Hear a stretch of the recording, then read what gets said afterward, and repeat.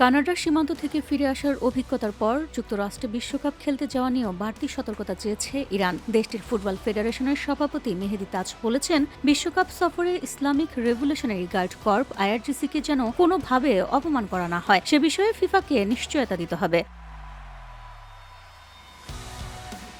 Reuters জানিয়েছে, আগামী জুন-জুলাইয়ে যুক্তরাষ্ট্র, কানাডা ও মেক্সিকোয় হতে যাওয়া বিশ্বকাপে ইরানের 2 ম্যাচ লস এঞ্জেলেসে এবং একটি ম্যাচ সিয়াটলে হওয়ার কথা। তবে সাম্প্রতিক রাজনৈতিক উত্তেজনা ও ভিসা জটিলতায় অংশগ্রহণ নিয়ে তৈরি হয়েছে নতুন অনিশ্চয়তা। গত সপ্তাহে ফিফা কংগ্রেসে যোগ দিতে কানাডায় যাওয়ার পথে ইরান ফুটবল ফেডারেশনের একটি প্রতিনিধি দল সীমান্ত থেকেই ফিরে আসে। সেই দলে ছিলেন সভাপতি মেহেদী তাজও।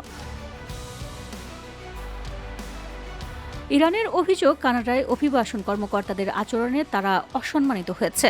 অন্যদিকে কানাডা জানিয়েছে, আইআরজিসির সঙ্গে সংশ্লিষ্টতার কারণে আকাশপথে থাকা অবস্থাতেই তাজের ভিসা বাতিল করা হয়। উল্লেখ্য, আইআরজিসিকে 2024 সালে সন্ত্রাসী সংগঠন হিসেবে তালিকাভুক্ত করে কানাডা। এর আগে 2019 সালে একই পদক্ষেপ নেয় যুক্তরাষ্ট্র। ঘটনার পর ফিফা মহাসচিব মাতিয়ান গ্রাফ স্ট্রম ইরান ফুটবল ফেডারেশনকে চিঠি পাঠিয়ে দুঃখ প্রকাশ করেছেন এবং 20 মে আলোচনায় আমন্ত্রণ জানিয়েছেন। তবে দুঃখ প্রকাশে সন্তুষ্ট নয় Iran.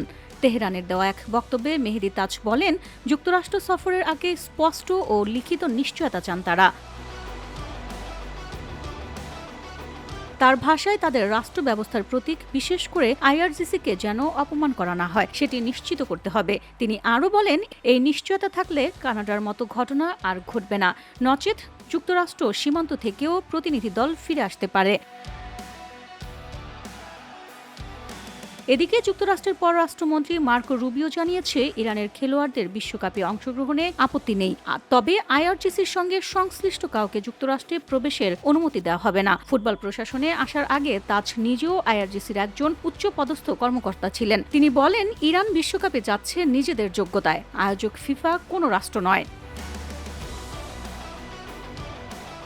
VOD Bangla news desk.